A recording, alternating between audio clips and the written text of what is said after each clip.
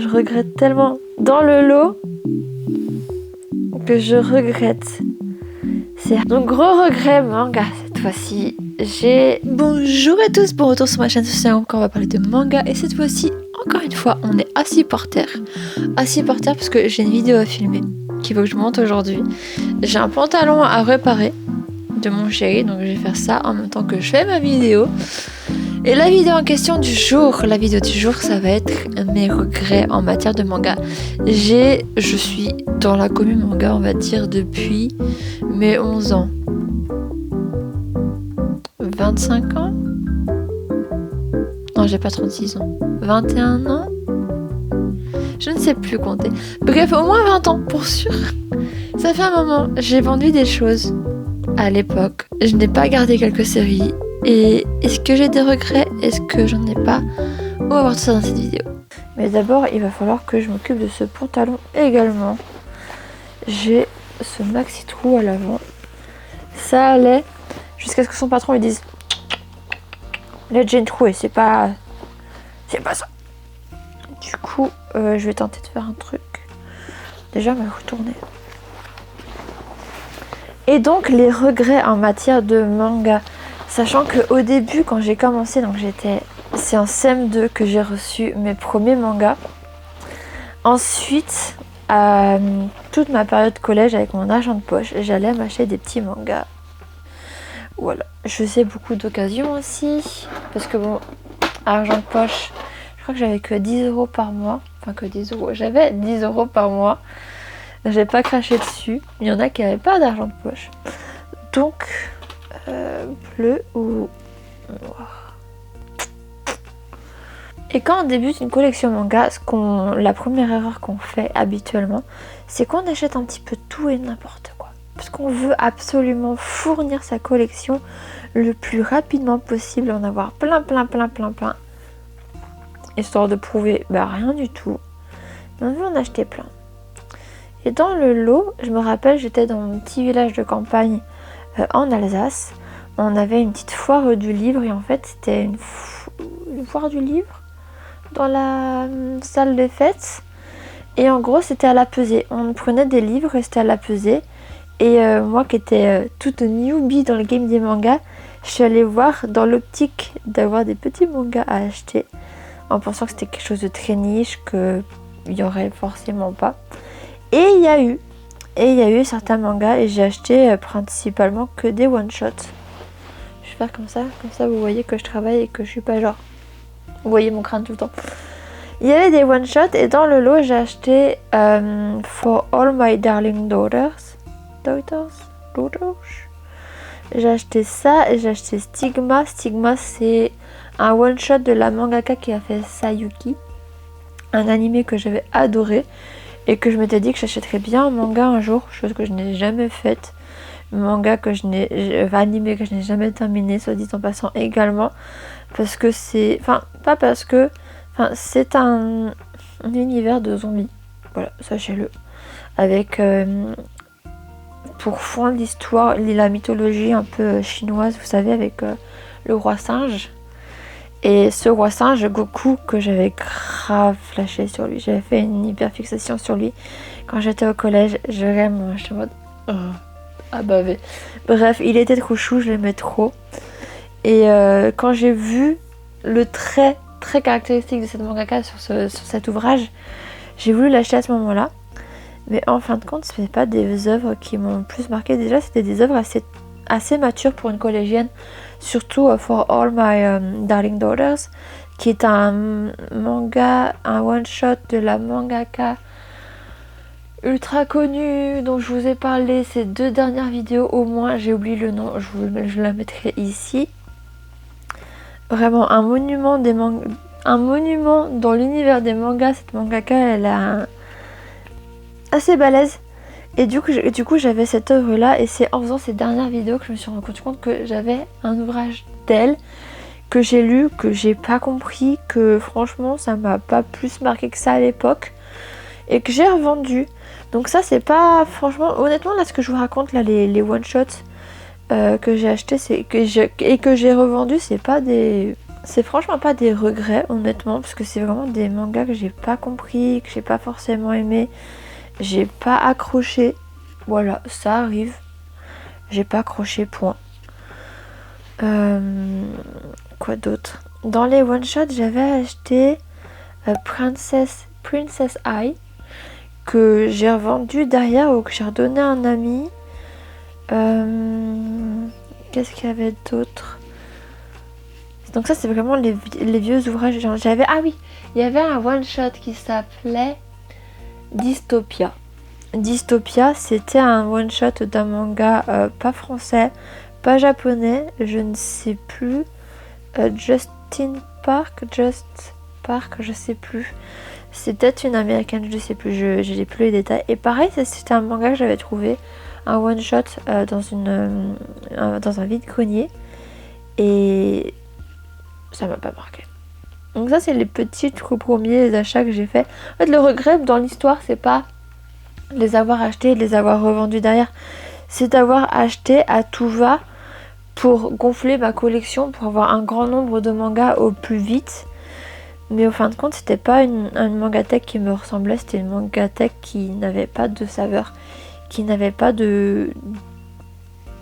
d'authenticité, qui n'avait, je sais pas, c'était pas moi en fait cette mangatech, c'est vraiment juste une enfant qui voulait avoir plein de mangas le plus vite possible, voilà. Et donc c'était ça plus ou moins le regret par rapport à ces one shots là. Les derniers one shots que j'ai acheté, que j'ai revendu aussi, c'était celui-là, j'avais plutôt bien aimé, mais je sais que j'allais pas le relire pour autant. C'était Snow Illusion, voilà, tout simplement.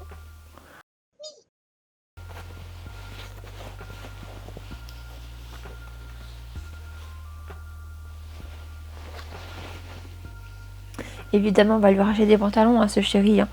Mais dans l'immédiat, en attendant qu'on puisse aller faire du shopping tous les deux, parce qu'il travaille beaucoup, il est très peu disponible. Et niveau taille de pantalon, c'est chaud, hein, même pour les filles de trouver, parce que chaque magasin, chaque marque ont plus ou moins leur taille différente. C'est assez chelou, c'est assez relou aussi de se faire un avis, une opinion. Du coup, je prendrai un de ces pantalons, moi, pour aller en ville samedi prochain. Bref, toute une organisation. Parce que bon, autant qu'il puisse profiter de ses repos aussi. Et moi, si je peux le trouver des jeans qui lui aillent d'occasion ou pas d'occasion, on verra. Bref, on s'éloigne du sujet, je crois. Mes regrets en matière de manga.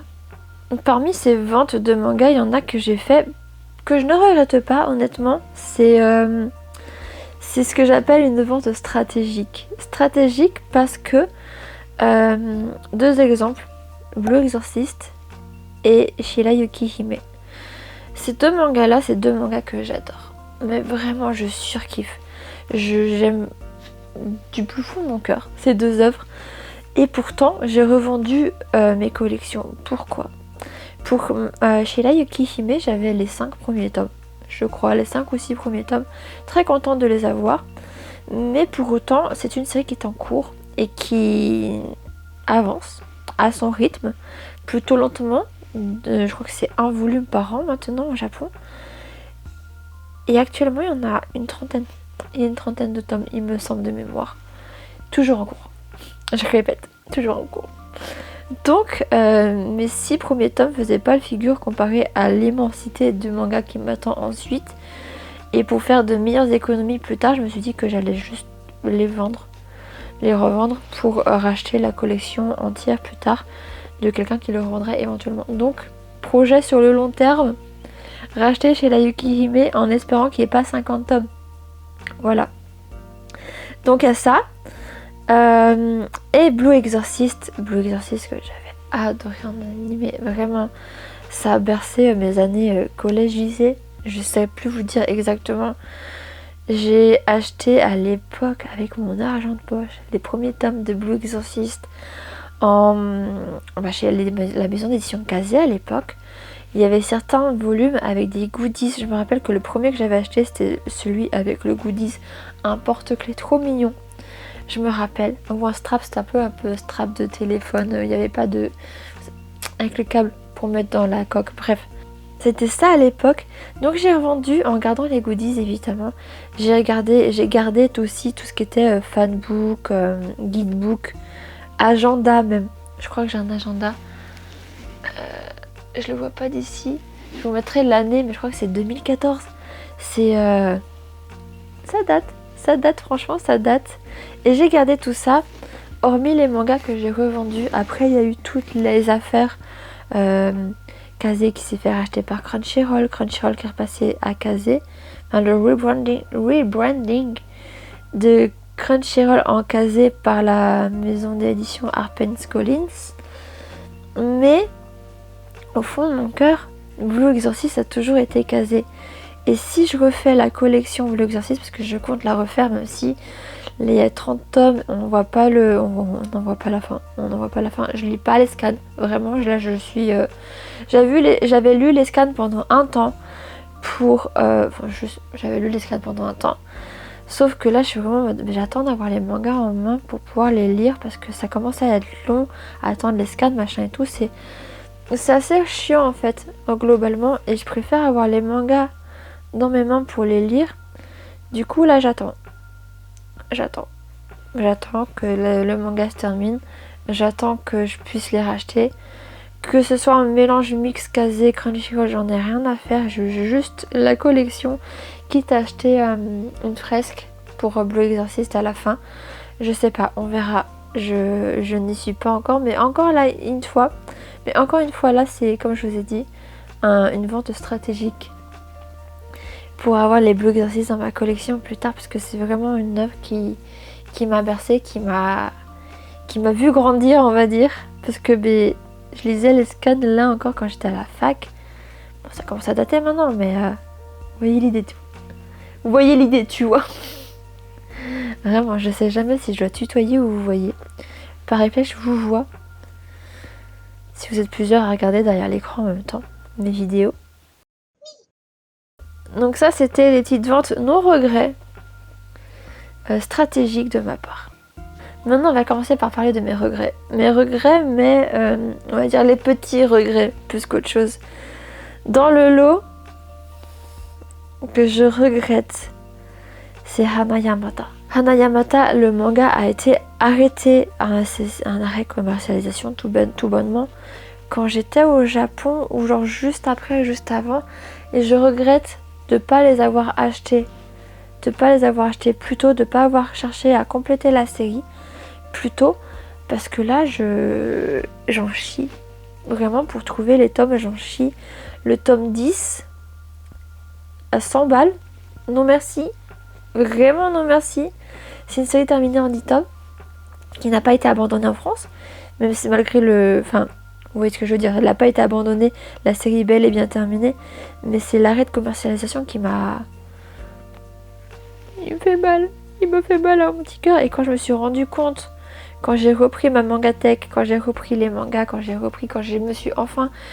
enfin pu me poser, et que je me suis rendu compte, en voulant compléter mes séries à trous, mes séries de gruyère, quand j'ai voulu rattraper tout ça et que j'ai vu que les Hana Yamata c'était en arrêt de commercialisation, et quand j'ai vu les prix, j'ai vraiment le regret et le somme puissance 1000 de ne pas avoir continué la collection à ce moment-là, avant que je parte au Japon.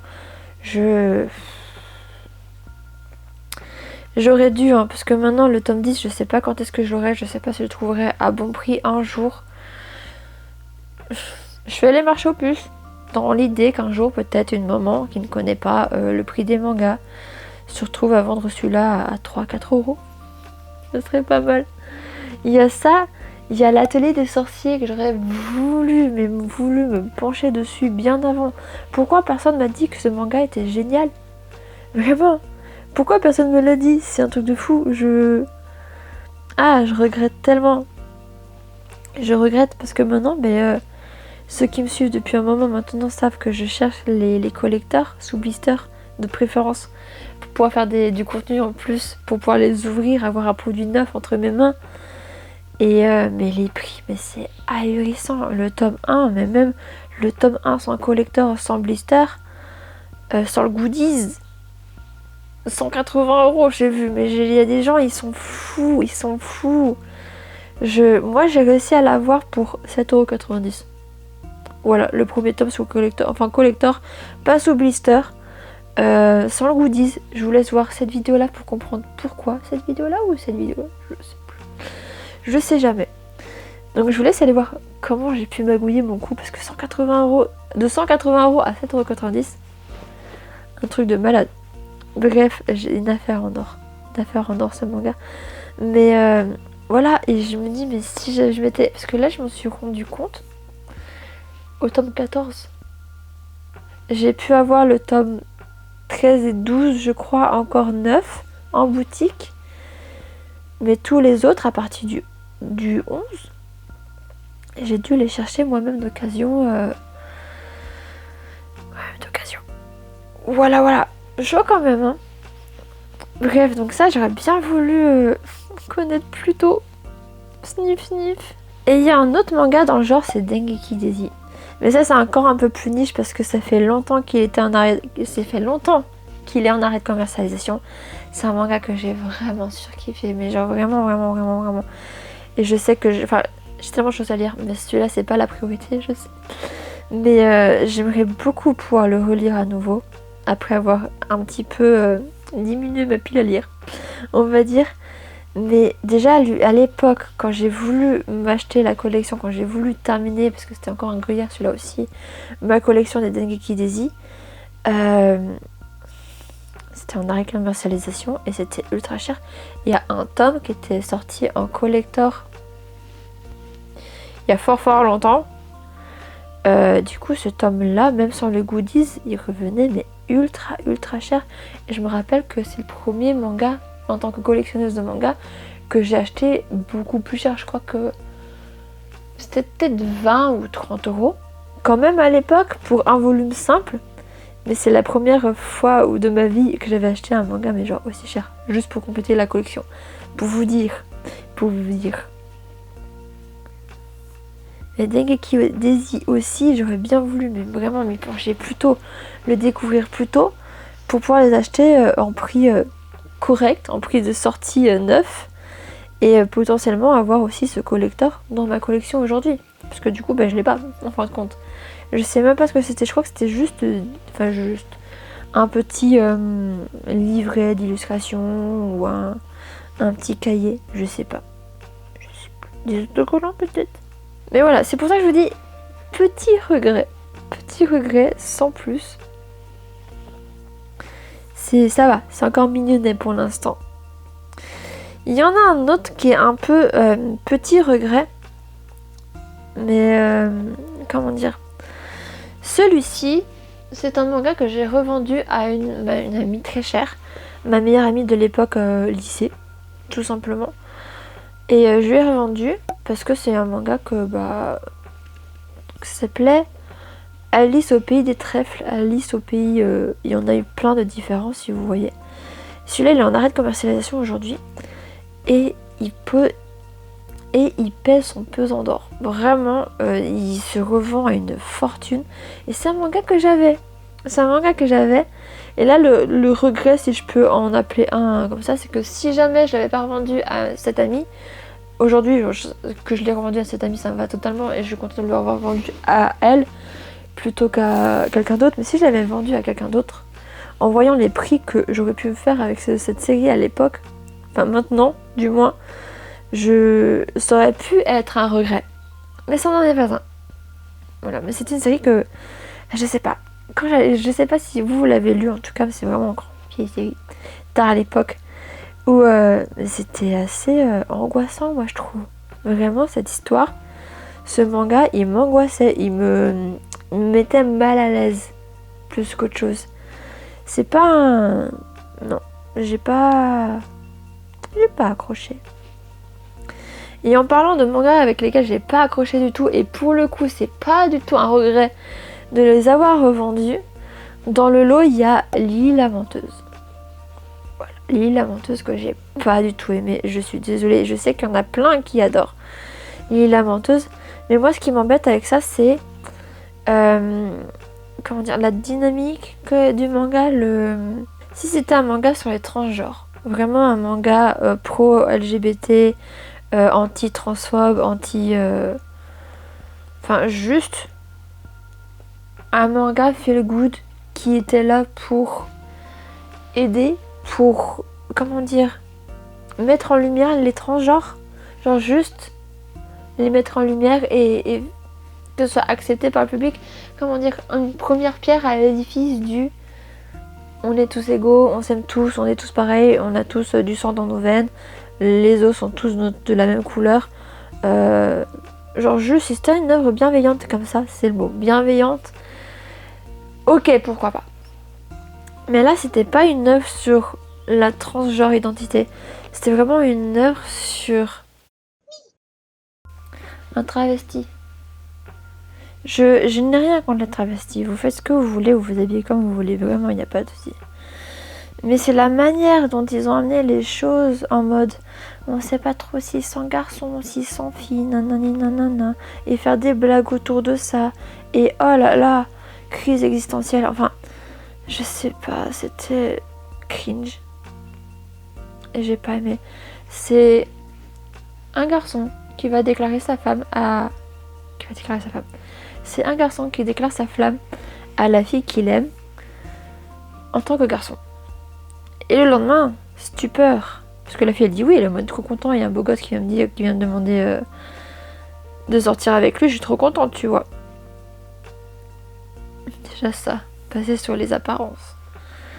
Et le lendemain, il vient comme il vient d'habitude, c'est-à-dire en fille. Et du coup, elle tombe des nues et elle est en mode ah bon, j'ai pas signé pour ça en fait. Et du coup, voilà une romance. Voilà, point. Et je sais pas, j'ai pas été convaincue, j'ai pas aimé le délire. Si c'était vraiment...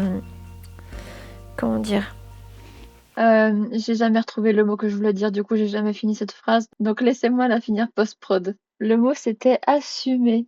Si c'était un manga qui était assumé LGBT, qui était là pour défendre les transgenres, pourquoi pas. Mais là c'était vraiment des blagues un peu, vraiment comme je disais, cringe. Et c'était vraiment pas assumé du tout autour d'un travesti. C'est vraiment pas une question de transgenre identité, absolument pas du tout. C'est vraiment genre juste tourner au ridicule, quelqu'un qui se travestit. Enfin, pas forcément la personne en elle-même, mais la situation qui est cocasse en mode haha, elle sort avec un type alors qu'en fin de compte c'est une meuf. Et j'ai pas du tout aimé, et j'ai pas du tout aimé le message véhiculé derrière en fin de compte. Voilà, voilà, retour à la vidéo. Il y a eu Shinobi Life aussi que j'ai pas accroché du tout. Il y a eu Fat Girl. Fat Girl, j'achetais les mangas neufs dès la sortie et je lisais, mais j'accrochais pas. Et j'ai essayé, hein, vraiment, parce que j'aimais beaucoup le début, c'était prometteur. Mais c'était pas ma cam. Du coup, je les ai revendus. Et il y a un autre manga que j'ai revendu qui s'appelle Rocking Girl. Là, c'était pas une série en cours que j'arrêtais en plein milieu en mode je peux pas lire, ça m'énerve ou j'accroche pas. Là, c'est une série que j'avais terminée, que j'ai lue et que je savais pertinemment que j'allais pas relire. Même aujourd'hui, je sais même plus de quoi ça parle. Vraiment pour vous dire à quel point ça ne m'a pas marqué. Et maintenant, les regrets. Il y a un manga que je regrette un peu en soi. Enfin, je sais pas. Je regrette. J'avais acheté le tome 1. J'avais acheté le tome 1 qui venait avec des petites graines. Est-ce que ça vous parle? Au goût des fraises, c'est un manga qui venait avec des graines de fraisier. Des graines de fraisier quand on achetait le premier volume. J'ai donc acheté ce premier volume que j'ai lu, que j'ai surkiffé, et j'ai tellement surkiffé que je m'étais dit allez, je vais lire quelques chapitres en ligne, histoire d'étancher cette soif, de savoir ce que j'ai fait, et en fin de compte j'ai passé ma soirée à tout lire. J'ai lu les 4 tomes, parce que c'est une série courte en 4 tomes, et depuis, j'ai jamais acheté la suite, et même pire, j'ai revendu mon premier tome. J'ai revendu à 2 € sur Rakuten. Parce que je m'étais dit, c'est bon, je les ai lus, j'ai pas envie... Enfin, j'ai ce tome 1 là qui est perdu dans ma collection, autant le revendre. Et en fin de compte, là actuellement, je suis en train de faire sur Instagram un challenge manga où je fais des posts en fonction des thèmes du challenge qui s'appelle le recueil de printemps avec rêver du livre. Et dans ce challenge là, il y a un mot, un mot tout simplement, qui est parfait pour ce manga au goût des fraises. Donc j'ai commencé à peaufiner un petit post pour ce manga là, même si je n'ai plus le manga dans ma mangatech, pour en parler sur Instagram. Et en travaillant sur ce post, et c'est là que m'est venue cette idée de vidéo, et aussi que en fin de compte, si j'avais peut-être bien des regrets, parce que ce manga là je regrette de l'avoir vendu. Donc ce que je pense faire, c'est de racheter le lot entier en occasion, tout simplement. Et vous, si vous voulez en savoir plus sur ce manga j'ai envie de le relire, tout simplement, j'ai envie de le relire. Et pour que vous sachiez de quel manga c'est, quel est donc ce manga que j'ai envie de relire, il faudra me suivre sur Instagram. Il faudra me suivre sur Instagram et attendre que ce jour arrive, tout simplement. Et les petites graines en question que j'avais reçues pour ce premier volume de Au goût des fraises, je les ai plantées. J'ai fait mon petit semis, je les ai plantées et ça a poussé. J'avais plein de petites pousses. Et ben les petites pousses, elles ont fini par mourir une après l'autre. Fin de l'histoire.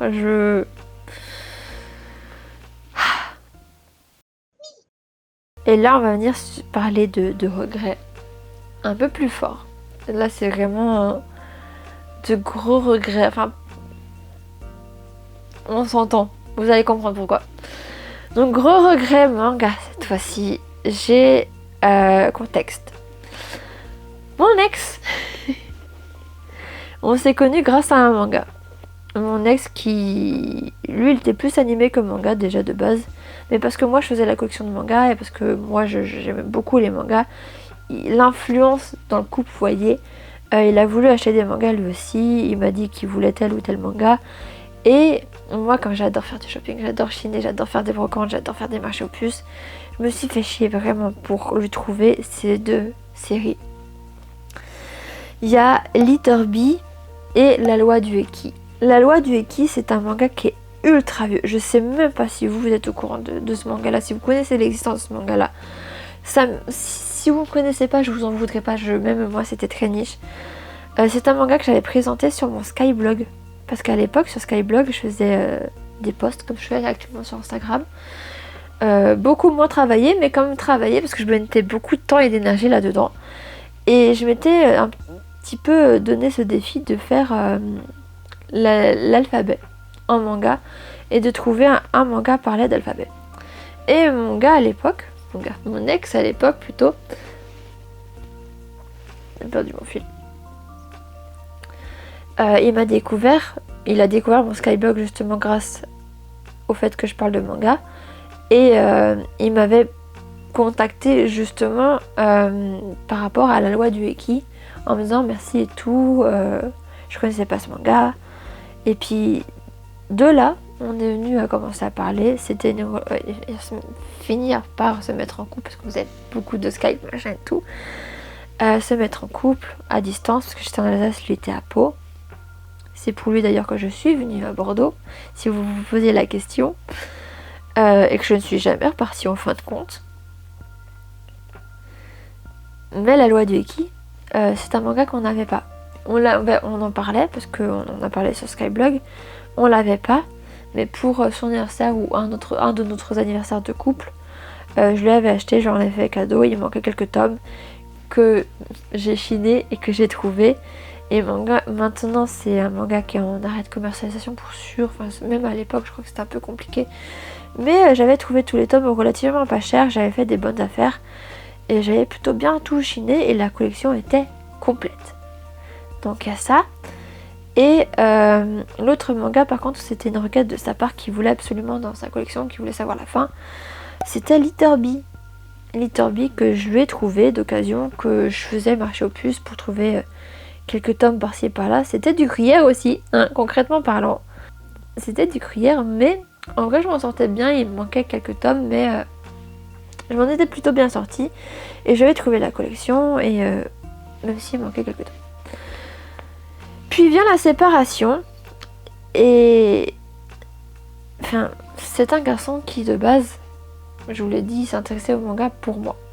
Pas parce qu'il aimait ça particulièrement. Lui, son truc, c'était plutôt les animés, c'était plutôt les jeux vidéo. Il lisait pas. Clairement, il lisait rien. Je lui ai acheté tout le plein de mangas, il lisait pas. Il lisait pas. Il lisait pas, mais pour jouer à League of Legends, il était là. Oui, j'en ai grossi la patate par rapport à ça. Mais bon, séparation est là, c'est des mangas que je lui ai achetés, c'est des mangas que je lui ai offerts. Je vais pas lui réclamer, je lui les laisse. Et même en soi, j'aurais pu me les prendre et il aurait pas tilté, je les aurais pris. Et je pense qu'il aurait rien dit, il aurait pas moufté. Mais je lui ai laissé. Je lui ai laissé parce que c'est des mangas que je lui ai offerts et on ne reprend pas un cadeau, sinon c'est volé. Donner de ses données, reprendre c'est voler. Donc je lui ai laissé. En vrai, je les aurais bien gardés parce que c'est des mangas que... La loi du Iki, je sais pas si je l'aurais relu de suite parce que c'est quand même assez particulier. Genre vraiment un manga sur l'écologie. Et chaque protagoniste ont un pouvoir lié à l'écologie, au recyclage, tout ça. Un peu Kachiakuta, mais genre année 1994, peut-être même 2000, je sais pas. Un très vieux manga. Ça et Litterby, en soi, je les ai jamais lus. J'attendais de collecter, de finir la collection pour les lire. La collection, j'ai jamais fini en fin de compte et que j'ai jamais lu en fin de compte. Et c'est une histoire que j'aurais bien voulu lire en fin de compte. Beaucoup de fois en fin de compte dans cette phrase. Je vais quand même envoyer un message après coup pour lui demander si je pouvais récupérer ces deux séries-là. Qu'il garde tous les autres. Mais il m'a envoyé me faire cuire un œuf. Hop. Est-ce que la loi Yuki, je l'aurais relu? Est-ce que maintenant j'ai envie de la racheter pour ma collection? Honnêtement, je suis pas allée voir les prix de la collection entière. Mais quand c'est un manga qui est très niche, très peu connu, je pense que les prix maintenant ils seront très très très très élevés. Et j'ai pas envie. Genre vraiment, je me suis cassé le cul à trouver cette collection entière. J'ai pas envie de rebatailler, j'ai pas envie de la rechercher, j'ai pas envie. Juste la flemme. Je la relirai peut-être un jour, si je la retrouve. Litterby, comme je vous ai dit, c'est un manga que j'ai jamais lu en fin de compte, que j'aimerais beaucoup lire. Mais de là à l'avoir dans ma collection, je sais pas. Ça dépendra de comment se termine le manga. Si le manga il est si waouh ou pas que ça. Parce que Zombie Loan, je les ai achetés. Je les ai revendus parce que l'histoire m'a pas plu. Par exemple, Pièce, c'est pareil, c'était sur ma wishlist pendant des années. L'intrigue m'a toujours vraiment très intriguée. Ça n'a pas de sens cette phrase, mais vous avez l'idée. Je sais que je la relirai pas. C'est trop de relations toxiques pour un manga, pour un seul manga. Donc ça, je regrette pas non plus. Mais Litterby, j'aimerais au moins les lire. Ou au moins, mon regret, c'est de ne pas avoir essayé de le lire avec les tomes que j'avais à ce moment-là pour me faire une idée et de continuer. Mais comme toujours, j'essaie d'avoir la collection entière pour toujours les binge reader d'un coup. Mais voilà. Peut-être un jour, peut-être à la bibliothèque, peut-être à Manga Doha, peut-être au Café Dawara, s'ils les ont. Il faudra que je leur demande. Peut-être. Si vous avez lu Litterby, qu'est-ce que vous en pensez? Est-ce que vous avez aimé? Dites-le moi en commentaire, ça pourra me donner des pistes de savoir si top flop à savoir. Mais globalement, voilà, pour mes regrets, mes non-regrets, mes petits regrets, mes gros regrets, tout ça. Est-ce que vous aussi, vous avez des regrets? Est-ce que vous aussi, vous avez vendu des mangas que maintenant vous dites pourquoi j'ai fait ça? Dites-le moi en commentaire, parlons-en en commentaire. Sur ce, prenez soin de vous, à la semaine prochaine, à bientôt, I love you, bye bye. Vraiment, je suis pas une grande couturière, mais ça se voit. Mais au moins, il n'y a pas de trou, ça fait plus propre. Ce sera le pantalon de survie, le temps 2. Ça tient, les coutures tiennent. Le temps de trouver de nouveaux pantalons pour le chéri. Parce que les 2 derniers pantalons qui lui restent, ils sont tous trouvés. C'est terrible. Allez, bisous.